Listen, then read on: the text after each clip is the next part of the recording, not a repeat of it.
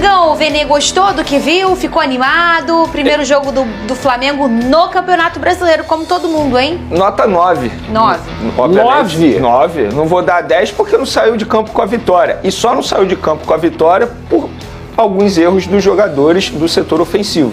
E eu não vou ficar aqui crucificando o Juninho, depois a gente vai falar sobre isso. Vou levantar mas essa bola. Diante desse jogo aí, eu considero o melhor jogo da rodada, pelo menos dos jogos que eu vi. A gente pôde ver um baita jogo entre dois times que de fato vão brigar pelo título do Campeonato Brasileiro. No primeiro tempo, acho que o Internacional fez um jogo até melhor do que o Flamengo, dentro das suas propostas de jogo, dentro daquilo que os técnicos queriam. O Felipe Luiz a gente já conhece, um treinador extremamente ofensivo.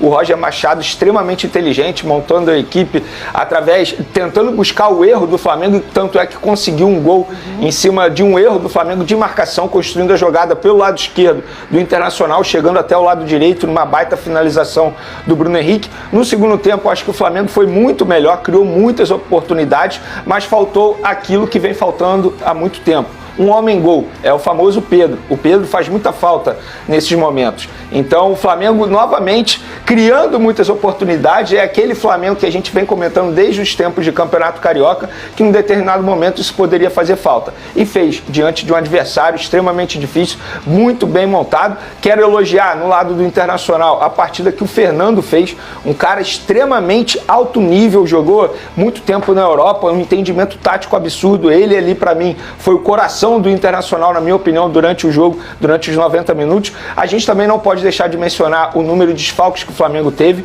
O Flamengo não teve o Gerson, o Flamengo não teve a Arrascaeta, que são os dois principais jogadores no meio de campo. O Gonzalo Plata não começou a partida como titular porque chegou sem condições após uma data FIFA que exigiu demais do atleta, e mesmo assim o Flamengo conseguiu jogar durante os 90 minutos melhor do que o Internacional na maior parte do tempo e não conseguiu sair com a vitória, acredito eu, por erro do próprio Flamengo, no erro de finalização dos atacantes, que depois a gente comenta sobre isso. Você vai comentar esse lance, eu vou colocar no telão para você comentar, Vene. O Lucas Pedrosa, ele disse 9 de 10. E você fez 9?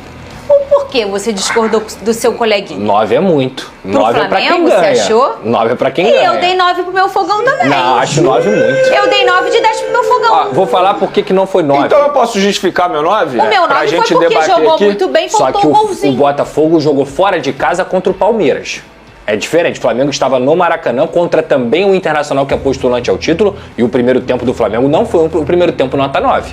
O segundo tempo do Flamengo foi nota 9. O Flamengo deveria ter saído com a vitória. Nos 40 minutos ali do segundo tempo, o Flamengo foi um assombro, amassou. E o Rocher é um muito bom goleiro do Internacional. Agora, o primeiro tempo do Flamengo não foi o primeiro tempo nota 9. Eu posso justificar meu 9? Eu como professor... Eu quero vocês brigando. Segunda-feira vocês não brigaram ainda. Eu como professor, por que eu daria 9 para esse aluno, no caso o Flamengo? Eu tenho que levar em consideração a quantidade de desfalques que ele teve, levar em consideração o nível do adversário.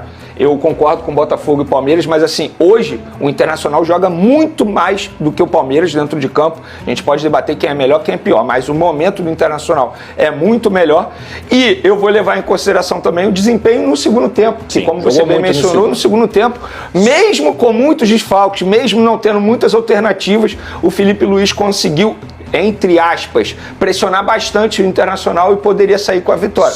Por conta disso, eu vou ser um bom professor e vou dar 9 para o Flamengo, o meu aluno. É um ponto que eu já alerto há muito tempo, que eu já falo aqui há muito tempo. Esse Flamengo tem muito volume, cria demais, cria o tempo inteiro, mas esse Flamengo não é letal. E se no Campeonato Carioca, em vários momentos, não foi letal, mas conseguia vencer as partidas porque conseguia aproveitar suas oportunidades em alguns momentos, o brasileiro é muito mais cruel. É muito mais cruel. Se você não for letal no Campeonato Brasileiro, amigo, você vai tratar, você vai perder pontos, você vai tropeçar. Vene Casagrande, quero que você fale sobre Juninho, Vene. Vamos lá, eu fiz até uma postagem nas minhas redes sociais e fico feliz de ter viralizado de uma certa forma extremamente positiva para o jogador, porque eu acho extremamente injusto a forma como a torcida do Flamengo, sobretudo nas redes sociais, massacraram o jogador por conta desse gol perdido. E na boa, ele perdeu o gol, claro que ele perdeu o gol, mas também teve mérito do goleiro adversário, que fez uma baita defesa. Olha isso, ele bateu bem. Ele fez tudo o que ele podia fazer, só que o goleiro, ele desviou. Ele não perdeu o gol por, entre aspas, demérito dele, ou porque ele finalizou muito mal. Muito pelo contrário. Não, e ele fez outras belas defesas do Rocher. Ele finalizou super bem, só que o goleiro, ele salvou a pátria do Internacional. E aí, depois disso, eu vi muita gente massacrando o Juninho nas redes sociais, crucificando, falando, é bagre, não é jogador para Flamengo. Gente, é óbvio que se a gente for parar e analisar o nível técnico dele, ele tá abaixo de vários jogadores. Agora, eu acho injusto o torcedor rubro-negro massacrar o jogador e compará-lo com o Pedro, comparar com o Gabigol. Gente, se ele fosse do nível desses dois jogadores, ele não iria custar 5 milhões de euros. Ponto. É custo-benefício e ele vem fazendo grandes partidas. E para aqueles que já esqueceram, o Juninho foi o autor do gol do título do Campeonato Carioca. Porque o primeiro jogo foi 2-1, o segundo gol foi dele e o jogo da volta foi 0-0. Então você, torcedor rubro-negro, que está massacrando o Juninho, toma cuidado. Eu não sou sommelier de torcida, mas queimar um jogador tão cedo assim e ele vem jogando bem, eu acho injusto da parte de vocês. Não, eu só ia falar que eu acho que ele nem perdeu o gol. Eu também acho que não. Ele perdeu o gol no primeiro tempo. Aquele cabeça ele perdeu. Ele teve um que ele foi driblar também, acho que foi ele. Saiu cara a cara e tentou driblar. Ele espera o kick perfeito, ele dá a batida boa. Agora, essa aí, o Rocher, ele pega aqui. Ele não pega nem aqui, ele pega aqui, de tão absurdo que foi a defesa dele. E o Flamengo vai ter uma semana decisiva, inclusive a maratona de jogos do Flamengo, olha, em 10 dias, do dia 3 de abril ao dia 13 de abril, o Flamengo vai ter 4 jogos, sendo 3 fora de casa, tá? Eu até publiquei isso ontem nas minhas redes sociais, porque eu tava vendo o calendário do Flamengo em abril, até para eu me programar. Confesso que isso me chamou a atenção, de verdade. Em 10 dias, 4 jogos, galera. Vamos lá. Do dia 3 de abril contra o Deportivo Táchira até o dia 13 de abril, diante do Grêmio, o Flamengo vai entrar em campo 4 vezes, sendo 3 fora de casa. Deportivo Táchira e Flamengo, dia 3. Vitória e Flamengo, pelo Brasileiro, obviamente, dia 6. Flamengo e Central Córdoba, dia 9, pela Libertadores.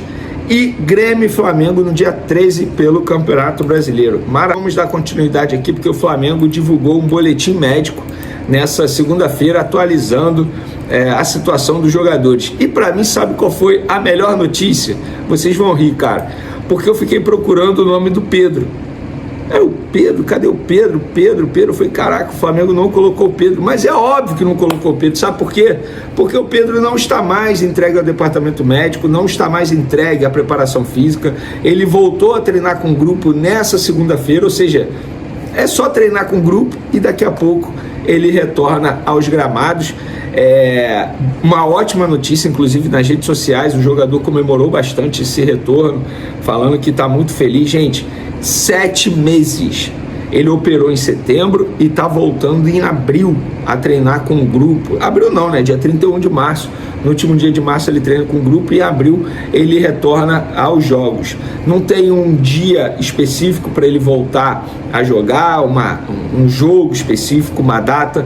Eles estão trabalhando com calma, mas o Pedro já entregue ao elenco para treinar de maneira integral. Daqui a pouco ele retorna. Não será nessa quinta-feira, tá? Na estreia do Flamengo na Libertadores, me garantiram isso, que a programação não é essa. É ele treinar mais com o grupo e poder ficar à disposição do Felipe Luiz, de fato, 100%. Boletim médico. Tem boa notícia envolvendo o Léo Pereira também, tá? Após pancada e substituição com dores na partida contra o Internacional, o Léo Pereira se reapresentou normalmente e exame clínico não indicou lesão. Nesta segunda fez trabalho regenerativo juntamente com os titulares do último sábado. Gerson, jogador, fez exercícios específicos e individualizados no campo do CT Jorge Elal nesta segunda-feira. De Arrascaeta, atleta, iniciou trabalhos em campo com a fisioterapia no último sábado e deu sequência nesta segunda-feira. Segue planejamento de recuperação estabelecido pelo departamento médico. Danilo segue planejamento de recuperação estabelecido pelo departamento médico do clube e o Vinha segue planejamento de recuperação estabelecido pelo departamento médico do clube. Vamos lá, Léo Pereira fica à disposição para o jogo de quinta-feira normalmente. O Gerson tem ótimas chances de ficar à disposição para o jogo de quinta-feira contra o Deportivo Táchira. Arrascaeta está fora do jogo, a previsão é que ele retorne no dia 9, no segundo jogo da Libertadores da América, tá? Danilo, a previsão também é que ele retorne no dia 9, não fica à disposição para o jogo dessa quinta-feira. E o Vinha, como a gente trouxe no vídeo anterior, a ideia do Flamengo é deixá-lo à disposição técnico Felipe Luiz em junho também. Está evoluindo bastante nesse período de recuperação. O Flamengo está de olho no mercado de transferências em busca de um jogador que possa atuar como substituto imediato de Arrascaeta, visto que o clube considera essencial ter uma peça de reposição à altura para evitar problemas em momentos decisivos da temporada. Entre os nomes analisados pela diretoria rubro-negra, um dos que mais ganham força nos bastidores é o de Andréas Pereira, atualmente no Fulham da Inglaterra. O meio-campista já teve uma passagem marcante pelo Flamengo entre 2021 e 2022 e mantém uma forte identificação com o clube e com a torcida. Sua qualidade técnica, experiência internacional e histórico positivo com a camisa rubro-negra fazem dele um nome bastante considerado para reforçar o elenco na sequência da temporada. A possível volta de Andréas Pereira ao Flamengo ganha ainda mais força pelo fato de que o jogador não pretende renovar seu contrato com o Fulham. O meia tem se sentido desvalorizado na equipe inglesa e entende que este pode ser o momento ideal para buscar novos desafios em sua carreira. Segundo informações do jornalista Gabriel Reis, Andrés já teria decidido que sua prioridade é o retorno ao Flamengo e pretende focar nessa possibilidade na próxima janela de transferências, prevista para abrir em junho. A intenção do jogador é voltar ao Brasil e vestir novamente o manto sagrado, onde se sentiu em casa e teve momentos de destaque em sua trajetória. Vale destacar que, mesmo após sua saída do Flamengo em 2022, Andréas Pereira nunca escondeu o carinho que sente pelo clube e pela torcida. O meio-campista sempre falou com respeito sobre sua passagem pelo time carioca e deixou claro que gostaria de ter permanecido no Brasil caso as circunstâncias fossem diferentes na época. Agora, com a possibilidade de um retorno em pauta, o jogador enxerga a chance de reviver os bons momentos que teve no Flamengo e contribuir com o time em busca de novos títulos. No entanto, para que a negociação avance, o Flamengo precisará encontrar a melhor estratégia financeira para viabilizar a contratação de Andréas Pereira. O Fulham, mesmo sem contar com o desejo do jogador de permanecer na equipe, pode dificultar as tratativas caso não receba uma proposta que considere justa.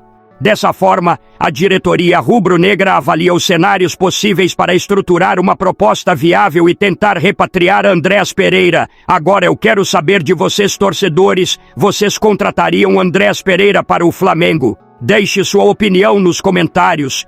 Não se esqueçam de curtir o vídeo, se inscrever no canal e ativar o sininho para não perder nenhuma novidade do Flamengo. Até a próxima e saudações rubro-negras!